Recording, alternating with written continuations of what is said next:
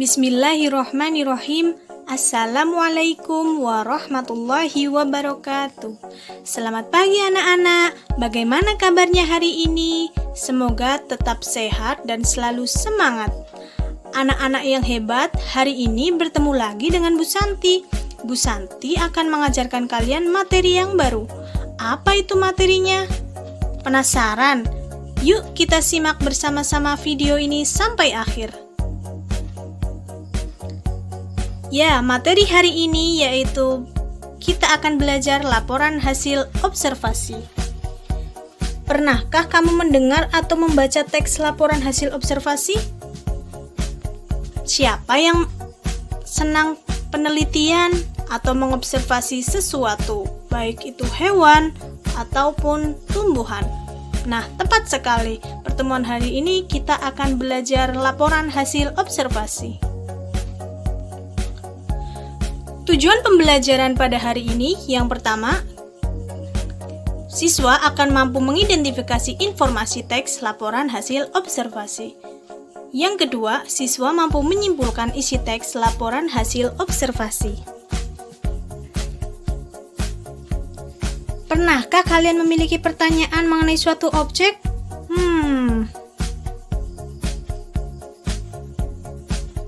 Apa saja kandungan pada madu? Atau pernahkah kalian punya pertanyaan, apa itu museum? Di mana habitat kunang-kunang? Atau pertanyaan, berapa lama proses tumbuhnya akar? Nah, untuk mengetahui semua itu, kalian memerlukan teks laporan hasil observasi. Apa itu teks laporan hasil observasi? Pengertian teks laporan hasil observasi. Teks laporan hasil observasi adalah teks yang berfungsi untuk memberikan informasi tentang suatu objek atau situasi setelah diadakannya investigasi atau penelitian secara sistematis. Teks laporan hasil observasi menghadirkan informasi tentang suatu hal secara apa adanya, lalu dikelompokkan dan dianalisis secara sistematis, sehingga dapat menjelaskan suatu hal secara rinci dan dari sudut pandang keilmuan. Teks ini berisi hasil observasi dan analisis secara sistematis. Laporan hasil observasi bisa berupa hasil riset secara mendalam tentang suatu benda, tumbuhan, hewan, konsep, ekosistem tertentu. Teks laporan hasil observasi biasanya berisi dengan fakta-fakta yang bisa dibuktikan secara ilmiah. Jadi bukan hanya sekadar opini dari seseorang. Kemudian, tujuan dari teks laporan hasil observasi yaitu 1. Mengatasi suatu persoalan. Sudah jelas ketika kita melakukan suatu observasi, pasti adanya persoalan atau pertanyaan dari seseorang. Yang kedua, menemukan teknik atau cara terbaru. Ketika kita melakukan observasi, maka kita akan menemukan bagaimana cara melakukan sesuatu dengan yang baru, jadi berbeda dari yang lainnya. Yang ketiga, mengambil keputusan yang lebih efektif. Jadi ketika kita sudah melakukan observasi, maka akan lebih mudah melakukan suatu kegiatan yang lebih efektif. Yang keempat, yaitu melakukan pengawasan dan perbaikan. Yang kelima, mengetahui perkembangan suatu permasalahan. Selanjutnya, yaitu fungsi teks laporan hasil observasi. Yang pertama, melaporkan tanggung jawab sebuah tugas dan kegiatan pengamatan. Karena teks laporan hasil observasi harus bertanggung jawab atas apa yang ditulis oleh seseorang. Yang kedua, menjelaskan dasar penyusunan kebijaksanaan, keputusan, dan pemecahan masalah dalam pengamatan. Yang ketiga, sarana untuk pendokumentasian. Ketika sudah melakukan proses pengamatan, maka akan mempermudah seorang ilmuwan memiliki dokumentasi agar dapat dibaca kembali baik oleh diri sendiri maupun pembaca yang lainnya. Yang keempat, sebagai sumber informasi terpercaya. Teks laporan hasil observasi harus bersumber dari informasi yang terpercaya. Oleh karena itu, bersifat faktual. Kemudian, sifat teks laporan hasil observasi ada 3. Apa saja ya? Yuk kita simak. Yang pertama, bersifat informatif. Artinya, memberikan informasi yang berguna mengenai objek yang diamati kepada pembaca. Teks laporan hasil observasi harus berisi informasi. Yang kedua, bersifat komunikatif. Artinya, teks tersebut menggunakan bahasa yang seolah-olah membuat kita sedang berkomunikasi dengan teks tersebut. Jadi ketika kita membaca teks laporan observasi, seakan-akan kita ikut observasi apa yang sedang dilakukan oleh ilmuwan tersebut. Yang ketiga, yaitu bersifat objektif. Berarti teks laporan tersebut harus faktual dan berpatokan pada informasi yang sah tentang apa yang benar-benar terjadi. Ingat ya, jangan membuat opini yang tidak ada faktanya. Jadi ketika kita ingin membuat teks laporan hasil observasi, harus benar-benar sesuai dengan apa adanya. Kemudian, ciri-ciri laporan hasil observasi. Ada 6. Yang pertama, yaitu bersifat umum atau global dan universal.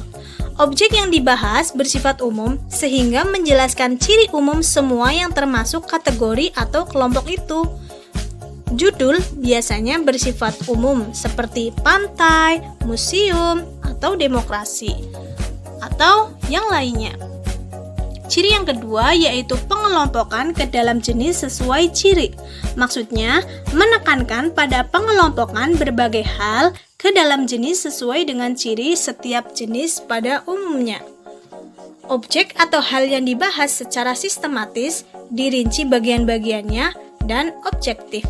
Sistematis maksudnya berurutan, objektif maksudnya apa adanya. Jadi ketika membuat teks laporan hasil observasi harus berurutan dan apa adanya. Yang kedua, hubungan berjenjang antar kelas dan subkelas. Maksudnya, isi yang dibahas adalah ilmu tentang suatu objek atau konsep. Jadi, ketika kalian membahas tentang hewan, maka kalian perhatikan terlebih dahulu apa yang akan kalian teliti. Misalkan, dari ukuran tubuh hewan, jenis-jenis hewan tersebut. Jadi kalian berjenjang dari kelas kemudian dibuat subkelas. Yang keempat, menjelaskan dari sudut pandang ilmu. Bertujuan menjelaskan dari sudut pandang ilmu yaitu agar ketika membuat teks laporan hasil observasi bukan berisi opini semata. Yang keempat, hasil penelitian terkini yang terbukti kebenarannya.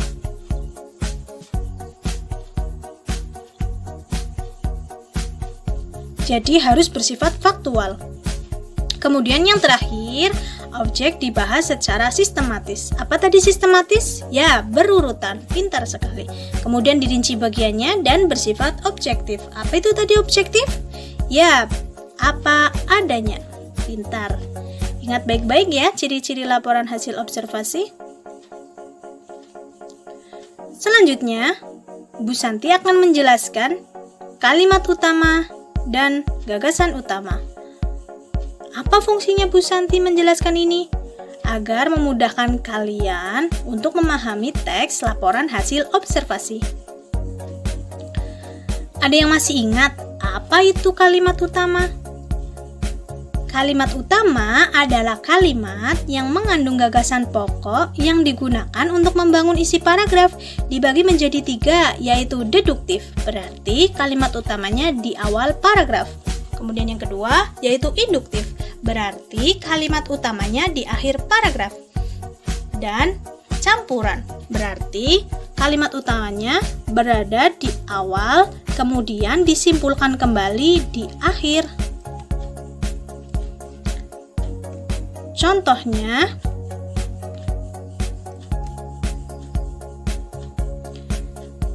Ada kutipan teks laporan hasil observasi tentang lebah. Dalam kehidupannya, lebah mempunyai sistem pembagian kerja yang baik. Ratu lebah menghasilkan telur 2.000 sampai 3.000 butir setiap hari. Lebah pekerja bertugas mengangkut air, serbuk sari bunga, mengangkut sari madu, dan sebagainya. Kira-kira kalimat utamanya terletak di awal, di akhir, atau di awal dan di akhir ya? Di mana anak-anak? Ya, betul sekali, berada di awal paragraf. Berarti disebut dengan deduktif. Pintar sekali. Kemudian yang kedua yaitu gagasan utama. Beda ya kalimat utama dengan gagasan utama. Apa itu gagasan utama?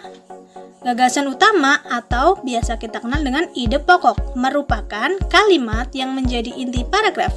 Gagasan utama dibagi menjadi dua, yaitu yang pertama, ringkas kalimat utama. Contoh, dalam kehidupannya, lebah mempunyai sistem pembagian kerja yang baik. Itu contoh kalimat utamanya.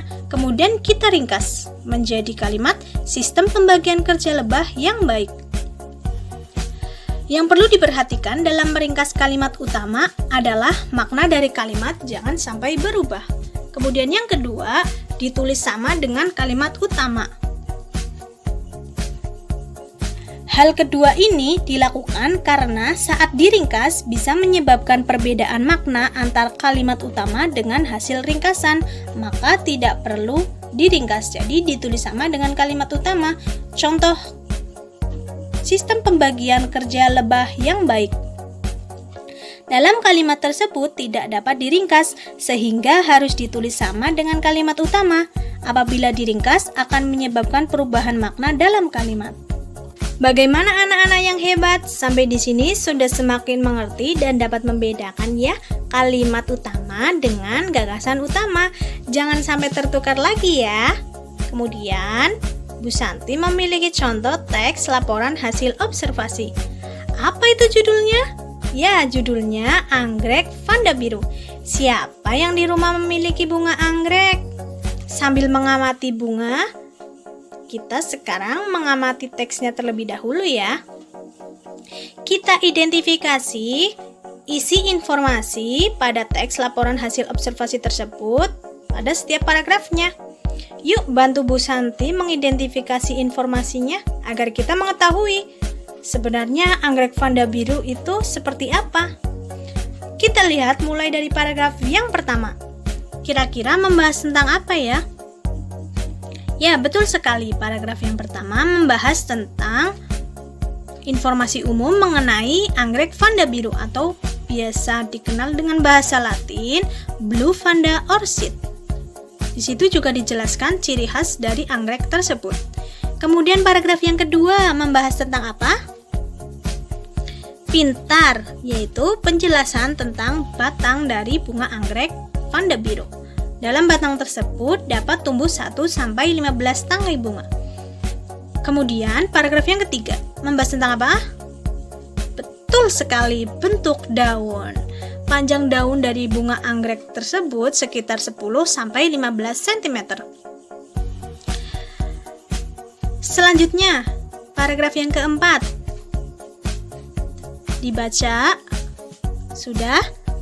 Kira-kira tentang apa ya paragraf keempat? Hebat! Paragraf keempat tentang rincian fungsi setiap bagian bunga anggrek. Sekarang yang terakhir.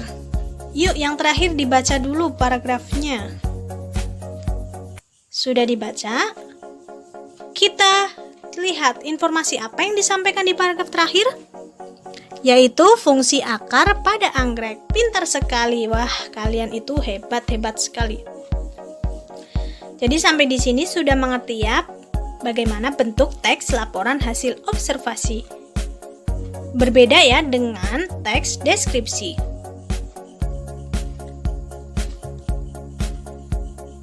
Wah, tidak terasa kita sudah di penghujung pembelajaran.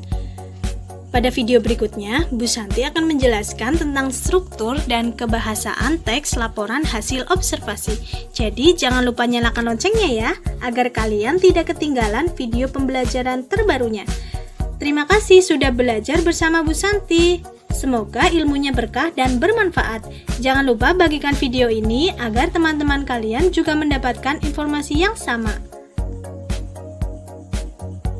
Wassalamualaikum warahmatullahi wabarakatuh.